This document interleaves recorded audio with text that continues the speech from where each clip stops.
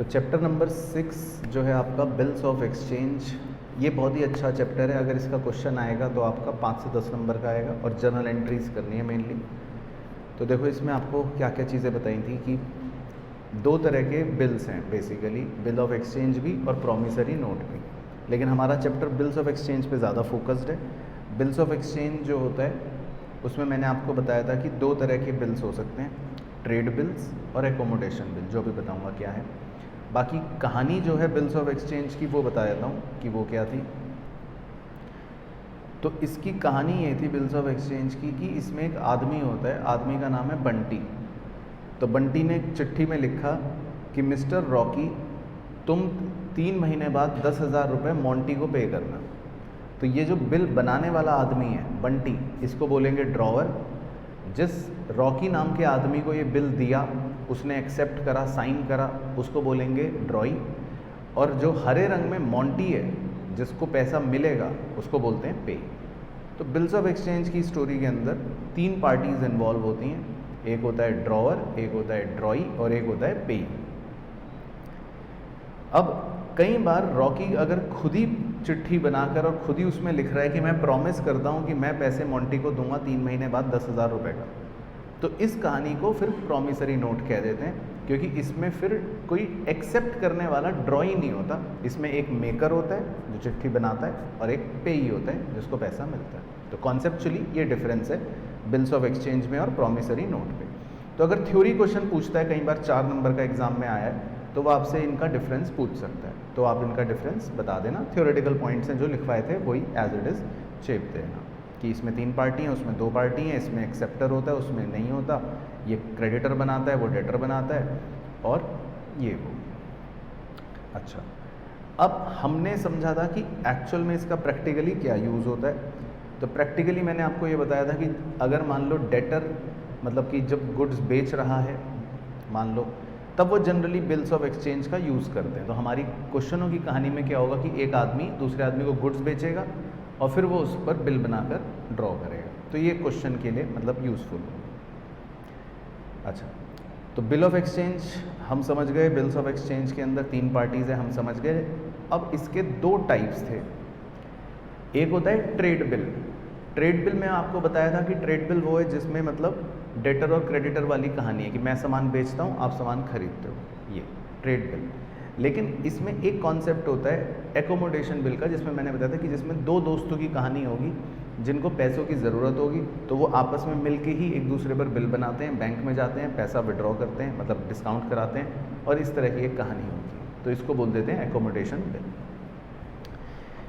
फिर bills of exchange की due date होती है, वो आपको पता ही है, period of bill plus 3 days का ग्रेस लेना है। लेकिन 3 दिन का ग्रेस लेने के बाद अगर ड्यू डेट किसी पब्लिक हॉलीडे पर आ जाए, 26 जनवरी, 15 अगस्त या 2 अक्टूबर या संडे वाले दिन आ जाए, तो फिर आप 1 दिन पहले ले लेते हो। और अगर कोई इमरजेंसी हॉलीडे वाले दिन आ जाए तो 1 दिन आगे ले लेते हो। बाकी इसके आपको छोटे छोटे एग्जाम्पल्स करवाए थे, वो तो खैर अब आप कर लो। बाकी थ्योरी के कॉन्सेप्ट में एक ये भी माना जाता है कि 3 तरह के बिल हैं। एक है बिल एट साइट, मतलब जिसमें कोई टाइम पीरियड मेंशन नहीं है, जिस भी दिन ड्रॉई मतलब से पैसे मांगे जाएंगे उसको देना पड़ेगा, कोई ग्रेस पीरियड नहीं है। एक होता है बिल आफ्टर साइट, जिसमें टाइम पीरियड स्टार्ट होता है ड्रॉई के साइन करने के बाद, एक्सेप्ट करने के बाद। लेकिन जनरली ज़्यादातर बिल्स जो हमारे कोर्स में और वैसे चलते हैं वो होते हैं बिल आफ्टर डेट, जिसमें आपका टाइम पीरियड स्टार्ट हो जाता है बिल बनाते ही। जैसे ही बिल ड्रॉ करोगे तब से 3 महीना स्टार्ट हो जाएगा। बाकी कुछ फॉरेन बिल ऑफ एक्सचेंज भी होते हैं। ये तो एक सिंपल पॉइंट है कि भाई जो भी बिल एक कंट्री में बने और दूसरे में पेबल हो उसको फॉरेन बिल कहते हैं। तो वो सिंपल है कि इंडिया में बना, आउटसाइड इंडिया पे हो रहा है, या बना आउटसाइड इंडिया और पे इंडिया में हो रहा है ना। तो ये तो हम कर ही लेंगे। बाकी काउंटिंग आपको ये ध्यान रखनी है कि अगर मंथ्स में टाइम पीरियड दे रखा है तो मंथ्स में ही काउंट करना, डेज़ में दे रखा है तो डेज़ में काउंट करना। 30 डेज़ को 1 मंथ मान के मत चलना, 30 डेज़ है तो डेज़ में ही काउंट करना है आपको, ठीक है ना, ये ध्यान रखना है। बाकी डेज़ काउंटिंग आपको आती ही होगी, जिसमें बस आपको मतलब जैसे 30 अगस्त के बाद 1 महीना दे रखा है तो 30 सितंबर पे आप रुक जाओगे और 3 दिन ग्रेस का जोड़ लोगे। 31 अगस्त के बाद भी अगर 1 महीना दे रखा है तो 31 अगस्त के बाद 1 महीना 31 सितंबर तो होती नहीं है, तो भी आप सितंबर 30 पर ही रुक जाओगे, महीने के आखिरी दिन पर ही रुक जाओगे। अब 31 जनवरी के बाद एक महीना अगर दे रखा है तो अब 31 फरवरी तो होती नहीं है, तो भी आप 28 फरवरी पर रुक जाओगे और फिर 3 दिन का ग्रेस ले लोगे। तो मतलब ये बातें ध्यान रखनी है। अच्छा, 28 फरवरी के बाद अगर एक महीना दे रखा है तो 28 मार्च तक ही जाओगे, क्योंकि अब तो आप 28 मार्च तो होती है ना, तो आप 28 मार्च पर रुक जाओगे और फिर 3 दिन ग्रेस जोड़ लोगे। तो मतलब आपको इन छोटी छोटी बातों का ध्यान रखना है कि डेज काउंटिंग सही हो। अच्छा, अब जो मेन था कॉन्सेप्ट पहले वो देखते हैं, फिर अकाउंटिंग भी रिवाइज करवा दूंगा। तो कॉन्सेप्ट तो देखो क्या क्या होते हैं। एक होता है डिस्काउंटिंग ऑफ बिल, तो ये याद है आपको, इसमें क्या होती है स्टोरी। हम बैंक जाते हैं, बैंक को अपना 10,000 का बिल देते हैं और बैंक कहता है कि ठीक है तुम मेरे से पैसे पहले अभी ले लो 9500 और 500 रुपये बैंक अपने पास डिस्काउंटिंग के काट लेता है। तो ये हो गया डिस्काउंटिंग। दूसरा होता है एंडोर्समेंट ऑफ बिल। इसमें आपको बताया था, आप अपना बिल किसी अपने दूसरे क्रेडिटर को या एंडोर्सी को दे देते हो और कहते हो भाई अब तुम पैसे ले लेना। तीसरा होता है रिटायरमेंट ऑफ बिल, जिसमें ड्रॉई आपको जल्दी पैसा दे देता है और अगर वो जल्दी पैसा देता है तो आप उसको कुछ डिस्काउंट दे देते हो। चौथा होता है बिल सेंट फॉर कलेक्शन, जिसमें आप बिल सिर्फ बैंक के पास रखते हो और जब मैच्योरिटी डेट होती है तो बैंक वो पैसा कलेक्ट करके अपने पास रख लेगा और आपको दे देगा सुरक्षित। पांचवा होता है डिसऑनर ऑफ बिल, जिसमें ड्रॉई आपको पैसा नहीं देता ड्यू डेट पर, तो आप ड्रॉई की बेइज्जती करवाने के लिए नोटरी पब्लिक के पास जाते हो जो नोटिंग चार्जेस आपसे ले लेता है। तो ये स्टोरी होती है डिसऑनर ऑफ बिल की।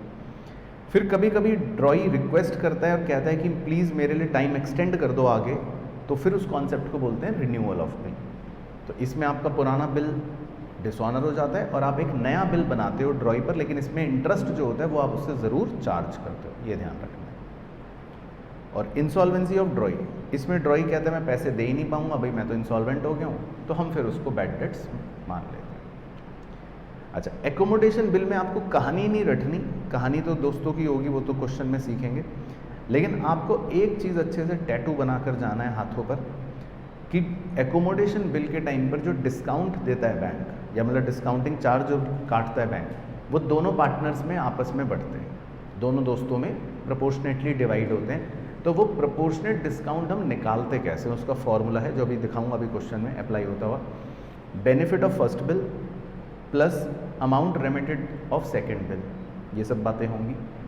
Whole divided by amount of second bill after discount into जो भी डिस्काउंट है।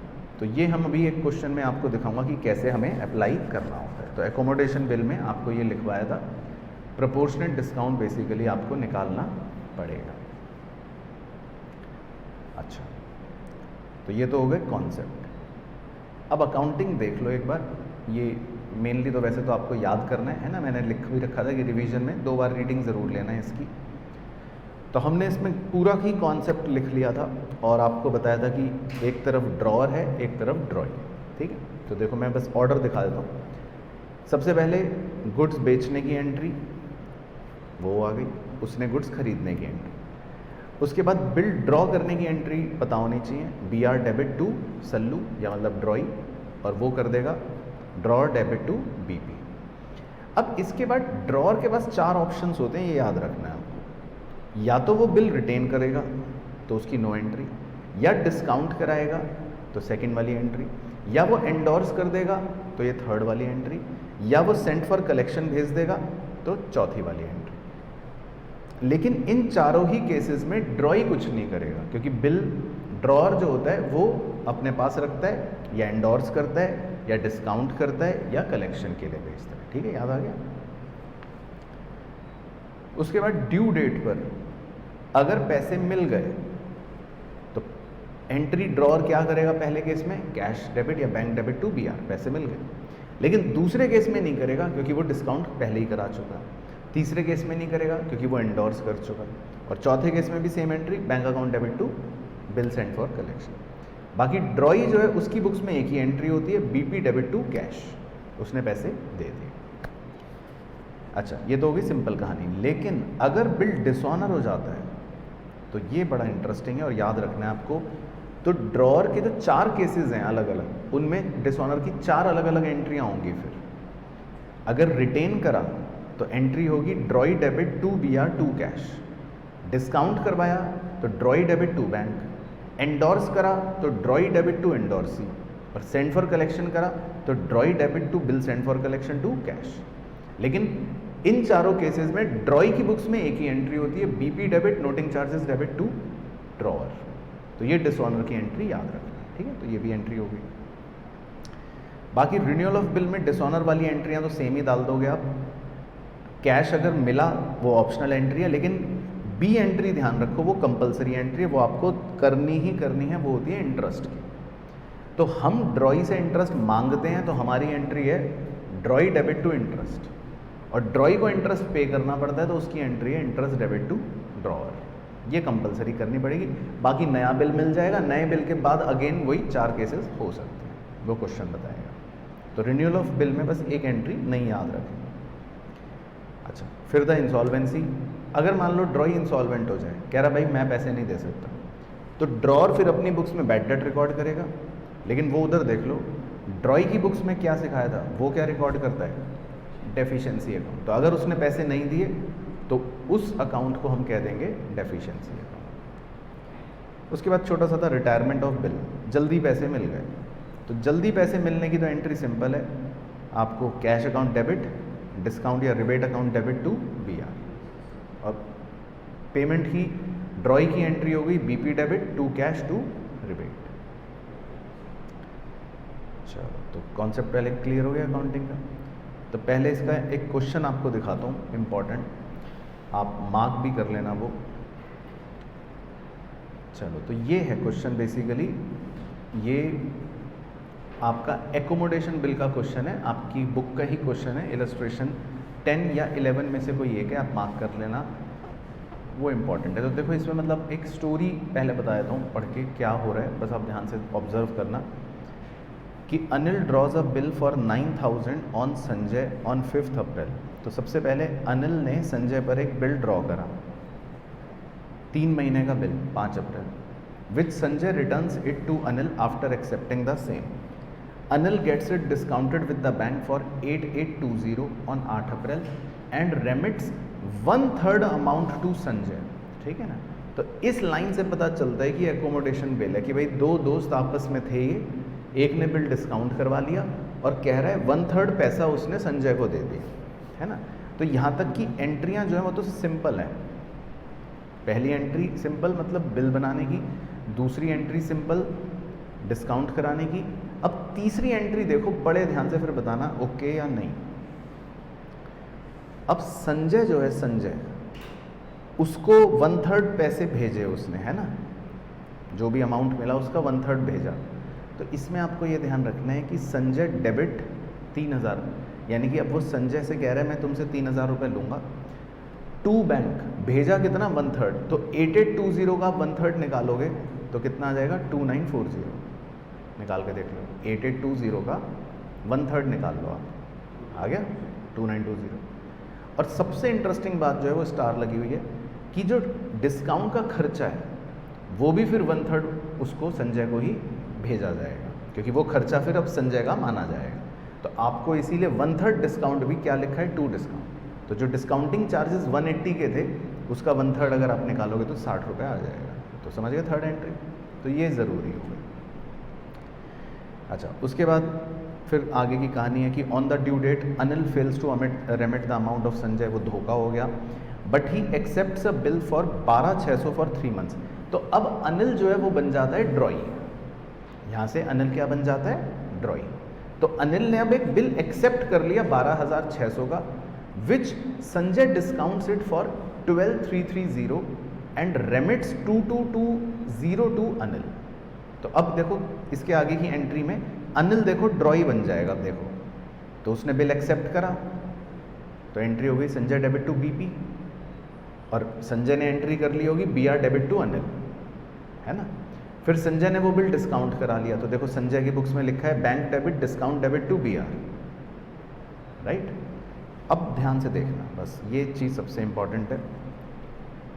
जो संजय ने सेकंड बिल डिस्काउंट करवाया और उसमें 270 रुपये के डिस्काउंटिंग चार्जेस आए, तो आप कितना उस डिस्काउंट का हिस्सा अनिल को भेजोगे, ये निकालना इंपॉर्टेंट है। इस पे देखो सी का सिंबल भी बना हुआ है कि कितना हिस्सा अनिल के हिस्से में आएगा, ये कैसे पता चलेगा। तो उसके लिए ये फॉर्मूला था प्रोपोर्शनेट डिस्काउंट वाला, वो देख लो और उसकी मैथमेटिक्स समझ लो, ठीक है। बेनिफिट ऑफ फर्स्ट बिल, अब फर्स्ट बिल का बेनिफिट कितना था अनिल के पास, 6000, 3000 संजय को था, 6000 अनिल के पास था, plus amount remitted of second bill.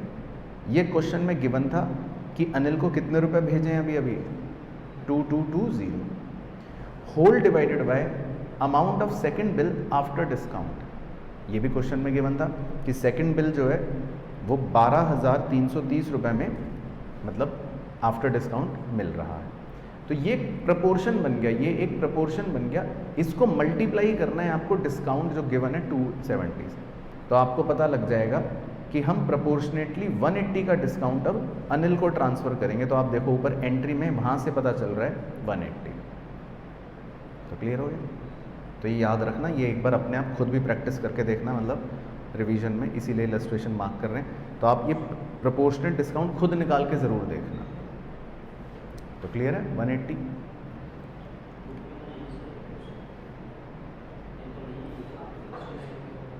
अच्छा नहीं है बुक में, चलो कोई नहीं, मैंने वैसे क्लास में करा रखा है, बड़ी एग्ज़ाम का क्वेश्चन है तो इससे मिलता जुलता होगा, कोई बात नहीं, वो देख लेना, आप उसमें निकाल के देख सकते हो, चलेगा, वो भी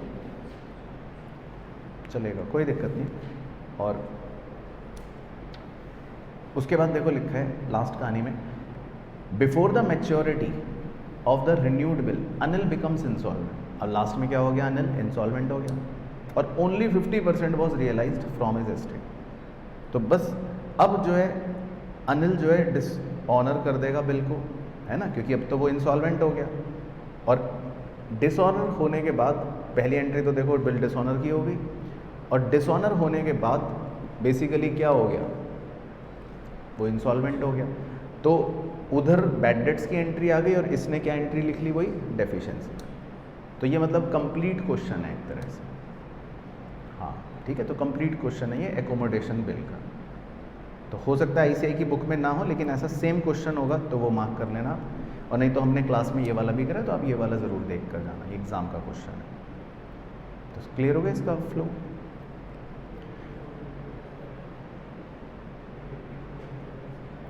ये पूरा हमें हिसाब निकालना पड़ता है संजय का, मतलब जैसे 8400 कैसे, आप ऊपर से कैलकुलेटर पर संजय का हिसाब निकालते रहो। पहले 9000 देने, फिर 3000 लेने, फिर 12600 लेने हैं, फिर 2400 देने हैं, फिर 12600 भी देने हैं। तो जब आप यहाँ तक नेट निकालोगे तो निकलेगा 8400 बचेंगे जो देने हैं। तो हम 8400 संजय को देंगे, लेकिन क्योंकि 50% ही दे पाए तो 4200, और बचे हुए 50 नहीं दे पाए तो डेफिशिएंसी है। तो समझ लो। चलो तो इसका एक क्वेश्चन आपको भी देता हूँ, वो आप ट्राई करना, नॉर्मल वाला। एकोमोडेशन के लिए तो यही देखना, एक नॉर्मल PYQ देता हूँ, वो करना।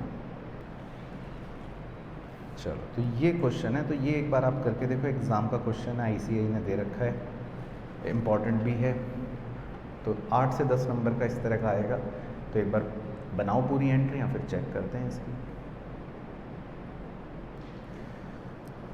चलो कर लें चेक, एक बार मोटा मोटा क्वेश्चन पढ़ लेता हूँ। तो 5 लाख रुपए प्रिया को देने थे प्रतिका को। 1 अक्टूबर को प्रिया ने फिर बिल एक्सेप्ट कर लिया 3 महीने का, जिसको बाद में डिस्काउंट करवा लिया बैंक से 495 में। तो 5000 हो गया डिस्काउंटिंग चार्ज। 3 अक्टूबर को वो ड्यू डेट पर पैसे नहीं दे पाई, तो इसका मतलब बिल को डिसऑनर कर देंगे। और बाद में एक नया बिल बनाने को कहा गया। प्रतिका ने कहा ठीक है 2,50,000 मुझसे अभी ले लो, और साथ में बचे हुए अमाउंट पर 10% इंटरेस्ट भी ले लेना 3 महीने के हिसाब से। प्रिया ने नया बिल एक्सेप्ट कर लिया 3 महीनों के लिए और सब कुछ हो गया, लेकिन बाद में प्रिया इंसॉल्वेंट हो गई और खाली 60% पैसा ही वो रिकवर कर पाई। सही है, ट्रेडिशनल क्वेश्चन है। तो कितनी एंट्रीज हुई, प्रतिका की बुक में करनी है बस एंट्री। तो सबसे पहले BR बनाने की, BR डेबिट टू प्रिया, फिर बिल डिस्काउंट करने की, bank debit, discount debit to BR। ठीक है, तो ये दोनों ओके। ठीक है, फिर उसके बाद था कि प्रिया ने बिल डिसऑनर कर दिया, तो ये डिसऑनर की एंट्री हो गई, प्रिया डेबिट टू बैंक, यानी ड्रॉई डेबिट टू बैंक। ये क्लियर, 5 लाख का बिल डिसऑनर हो गया। फिर हम प्रिया से अब इंटरेस्ट लेंगे, तो प्रिया डेबिट टू इंटरेस्ट, तो यही आ रहा है इंटरेस्ट। 5 लाख का बिल था, 2,50,000 उसने कैश दे दिया था, तो बैलेंस बचा 2,50,000। तो आप 2,50,000 पर 10% इंटरेस्ट निकालोगे 3 महीने का। तो अब हम प्रिया से 6250 इंटरेस्ट मांगेंगे, और नया बिल जो बनेगा, या सॉरी जो उसने फिर कैश दिया 2.5 लाख का, और साथ ही साथ उसने उसमें इंटरेस्ट भी जोड़ कर दे दिया, ये लिखा था। तो कितने रुपए हमें प्रिया से कैश मिल गए? 256,250। तो ये ओके हो। बैलेंस अमाउंट के लिए नया बिल बना दिया, तो BR डेबिट टू प्रिया। फिर वो नया बिल फिर से डिसऑनर हो गया, क्योंकि प्रिया इंसॉल्वेंट हो गई थी, तो प्रिया डेबिट टू BR। और लास्ट में प्रिया सिर्फ 60% पैसा ही दे पाई, तो बैंक डेबिट 1,50,000, और 40% जो वो नहीं दे पाई वो बैड डेट में आ गया, तो bad debt debit 1 lakh to Priya 2,50,000। तो सही है, एंट्री यही है बस। तो देखो बढ़िया क्वेश्चन था। तो इसमें आपका मतलब रिन्यूअल हो गया, डिसऑनर हो गया, डिस्काउंटिंग हो गई, बैड डेट्स हो गई। तो क्लियर हो गया अच्छे से? चलो, तो बस यही था इसमें।